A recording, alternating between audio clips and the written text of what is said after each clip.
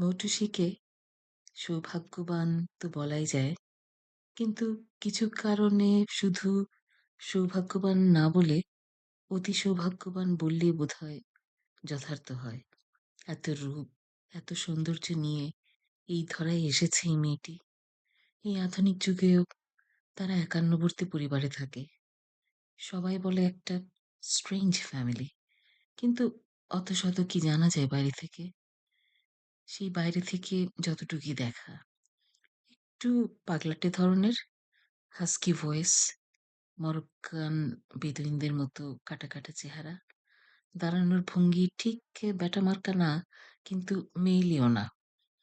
ঠ্যাং দুদিকে ফাঁক করে দাঁড়ায়। তুখোড় স্মার্ট, বুদ্ধিদীপ্ত, অসম্ভব একাকী একটা মেয়ে, একটি তরুণী। এই বয়সে একটা প্রেমিক না থাকুক, নিদেন পক্ষে একটা ছেলে বন্ধু থাকা খুব জরুরি ছিল তার জন্য।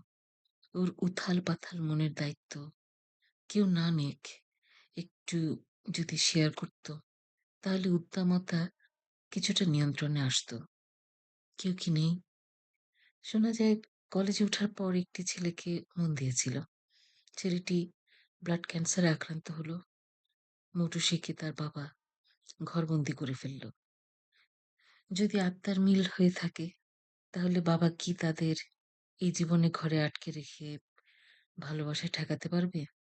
কিন্তু বাবা হিসেবে তিনি বোধহয় তাই ঠিক মনে করেছিলেন। কিন্তু মানুষ, প্রাণী হিসেবে ক্ষুদ্র হলেও তার বোধ তো বিশাল, চেতনা গভীর। বাবার এই নিয়ন্ত্রণ তার ষোড়শী কন্যার উপর দিয়ে চালালেও কন্যার মন শান্ত করতে পারেননি। তারও ২ বছর পর কলেজের এম.এ অধ্যয়নরত সুদর্শনের সাথে পরিচয় ঘটল। গ্রিক চেহারার সৌন্দর্য নিয়ে সুদর্শন যখন তার সহমর্মিতার হাত বাড়িয়ে দিল, মৌটুসীর নব জীবনের সূচনা হলো। মৌটুসী যেন প্রাণ ফিরে পেল। দুজনের কত ভালো সময় তখন কাটছিল। সুদর্শনের বাড়ি গেলে কক্ষের দরজা বন্ধ করে সময় কাটায় ঘন্টার পর ঘন্টা। সুদর্শন তাকে যথেষ্ট ভালোবাসে। কিন্তু এ কি ভাগ্য, যা বারবার ঘুরে ঘুরে আসে মৌটুসীর জীবনে? মৌটুসীর রূপের ছটা নাকি ব্যক্তিত্বের ধার সে জানে না। এবারও তার প্রিয়তমকে অসুস্থ করে তোলে। সুদর্শন এখন সম্পূর্ণ মানসিক ভারসাম্যহীন। মৌটুসী তার কাছে কোথায় আশ্রয় পাবে? মৌটুসী কার কাছে পাবে তাহলে আশ্রয়? ক্লাসের ভোলাভালা ওই গবেটটার কাছে? ক্লাসের ভোলাভালা গবেটটাকে খুব কাছের বন্ধু হিসেবে সে পেয়েছে তার ওই দুঃসময়ে। একবার ধরে তার গালে একটা আলতো ছোঁয়াও দিয়েছিল।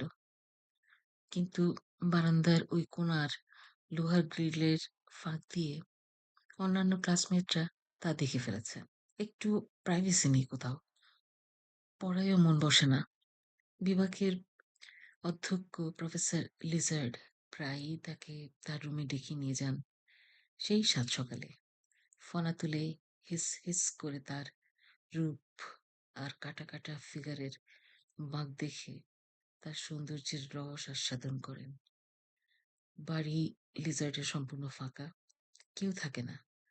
মৌটুসীকে প্রস্তাব দেন খালি বাড়িতে আসবার জন্য। ওই নিরালায় তাকে পড়া বোঝাতে আরো সহজ হবে। মৌটুসী যায়। তার বদলে অনেক সুবিধা আজকাল পাচ্ছে। সবাই খাতা জমা দিয়ে দিলেও সকলের সামনে আরো ১৫ মিনিট সময় সে বেশি পায়। প্রফেসর লিজার্ড পুরো ক্লাস উপেক্ষা করে শুধু তার জন্যই ১৫ মিনিট সময় ধরে অপেক্ষা করেন। কে কমপ্লেন জানাবে? এত সাহস কার? আর কমপ্লেন জানালেই বা কি? মৌটুসীর রূপে যে তিনি মগ্ন। ইন্টারন্যাশনাল কনফারেন্সের সকল দায়িত্ব একবার এসে পড়েছে প্রফেসর লিজার্ডের উপরে। কলেজে এমন একটা আয়োজন খুব গর্বের বিষয়। সেখানে মৌটুসী থাকবে না? সকল ছাত্রছাত্রী সাথে করে গ্রুপ ছবি তুলে সেই সময়টাকে স্মরণীয় করে রাখতে চায় কলেজ কর্তৃপক্ষ। সবাই এক কপি করে প্রিন্ট ছবি পেয়েছে। সেই যুগের সেই ক্যামেরায় তোলা ছবি। ১৯৯৭ সাল তখন। ছবি দেখেই ক্লাসের সহপাঠীরা আঁতকে উঠল। লাল রক্ত বর্ণ চোখ দুটো যেন জ্বলজ্বল করছে। মৌটুসির চোখ অমন রক্তাভ কেন? ভ্যাম্পায়ার নাকি? তাই যার কাছে যায় একটু আশ্রয়ের জন্য তারই কর্কট রোগে ধরে না তো? বা উন্মাদ হয়ে পড়ে রাস্তায় বেরিয়ে পড়ে মৌটুসির ওই কাঁধে বসা ভ্যাম্পায়ারটার জন্য না তো? কেন এমন হচ্ছে মৌটুসির সাথে? ওকে হিংসা করে না তেমন কেউ, ভালোবাসে যত। প্রফেসর এলম তো আফসোস করে বহু বছর পর বলেই বসলেন, আহা, মৌটুসি কি যে ভালো একটা ছাত্রী ছিল। তার মনে আছে মৌটুসির কথা পুঙ্খানুপুঙ্খ রূপে। আফসোসও আছে তার জন্য। কিন্তু প্রফেসর লিজার্ড তার ঘরে নিয়ে এক্সট্রা পড়া বুঝিয়ে দিয়ে পাশ করিয়ে দিলেও মৌটুসি হঠাৎই যেন পড়া শেষ না করেই এমএ শেষ বর্ষের ফাইনালের আগেই আমেরিকা পাড়ি জমালো। আসলে লোকেশন পাল্টানো বোধহয় জরুরি ছিল। তার বাবা মায়ের ইচ্ছাই তো তার ইচ্ছা। ভালো পাত্র যখন পেয়েছে তখন আমেরিকা কেন, ওই হল্যান্ডের গরু চড়ানোর মাঠেও মেয়েকে পাঠাতে রাজি হবে ভুক্তভোগী বাবা মা। তারা যে চায় তাদের মেয়ের মানসিক স্থিরতা। কিন্তু কিসের যে ভর এই রূপবতী মেয়েটার উপর কে জানে। এবার তার আমেরিকা থাকা স্বামীরও এক সমস্যা দেখা দিল। স্বামীটির নাকের মাঝে টিউমার ধরা পড়েছে। ভাগ্যিস আমেরিকা থাকে তারা, চিকিৎসা নিশ্চয়ই ভালো হবে। তখন 2000 সাল আসেনি, আজ থেকে 26 বছর আগের কথা। এতদিনে সোশ্যাল মিডিয়াতে তার মতো স্মার্ট বুদ্ধিমতী সুন্দরী মেয়ের দাপট কলেজের সবাইকে কাঁপিয়ে রাখবার কথা। তার কথার বৃষ্টিতে ছেলেদের ভিজে যাবার কথা, মেয়েদের হিংসায় পুড়ে যাবার কথা। কিন্তু কই, কোথাও তো মোটুসি নেই।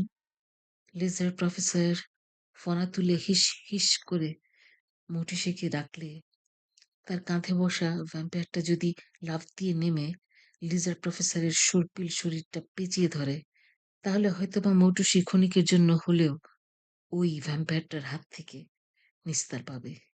ভারসাম্য আবার তার ফিরে আসবে। ক্যান্সার আর মানসিক ব্যাধিতে আক্রান্ত হয়ে তার জীবন থেকে যারা গত হয়েছে তাদের হয়তো ফিরে পাওয়া যাবে না, কিন্তু মৌটুসি তো রেহাই পাবে। সৌভাগ্য তাকে শান্তি দেয়নি, অতি সৌভাগ্য তাকে লাপাত্তা করে দিয়েছে জীবন থেকে।